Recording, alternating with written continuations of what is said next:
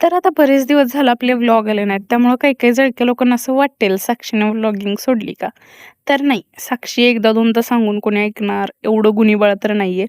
तर घरात गृहप्रवेश, वास्तुशांती, होम अशा खूप सगळ्या गोष्टी चालू होत्या आणि त्यात माझी तब्येत पण खराब होती. 2-3, 4-5 दिवस तरी या सगळ्यामध्येच गेले. त्यामुळं माझ्याकडे व्हिडिओच्या भरपूर साऱ्या क्लिप्स असून पण मला काही व्हिडिओ टाकणं पॉसिबल झालेलं नाही. त्यामुळं मग आत्ता जेव्हा मी फ्री झाली आहे, तेव्हा असा विचार केला की आपल्यावरती जाणारे लोक खुश झाले असतील, तर म्हणलं इतकं काही सुख कोणाला देणं बरोबर नाही.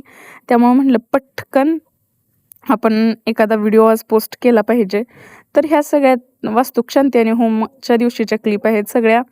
सगळेजण घरी आले होते आणि ना आता एक माझा प्रॉब्लेम झालाय ते म्हणजे मी जेव्हा पण काही व्हिडिओ शूट करत असते ना, तेव्हा माझ्या शेजारला जे पण कोण असतं ना, ते मला सांगतात, "हां, साक्षी आता असा व्हिडिओ घे आणि त्याला असा व्हॉईस ओव्हर दे." म्हणजे आता कायच बोलणार मी.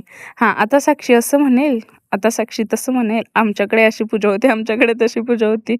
एवढं नसतं इझी रे बाबांनो. सगळ्यांनी तेच केलं असतं मला वाटतंय.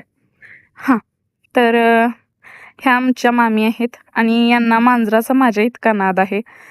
माझ्यापेक्षा 2 पट जास्तच, पण कमी नाही. त्याच्यानंतर वास्तुशांतीचा शेवट होतो तो म्हणजे भजनाने आणि त्याच्यानंतर पण कार्यक्रम चालू होते. दुसऱ्या दिवशी हळद-मेळ होती. तिकडं जायचं होतं. सो तिथं तर डेकोरेशन इतकं छान केलेलं होतं. त्याच्यानंतर तिथला कार्यक्रम केला आणि नारळ वगैरे फोडून मेड वगैरे रोवून घेतली. डेकोरेशन केलेलं होतं. त्याचे फोटो काढले आणि सगळ्यात महत्त्वाचं काम म्हणजे बांगड्या घालून घेतल्या आणि आता मला सगळेजण असे म्हणत होते, की "हां, आता ह्या तू शेवटच्याच अशा बांगड्या घालतेस, याच्यानंतर घालशील तेव्हा चुडा घालशील."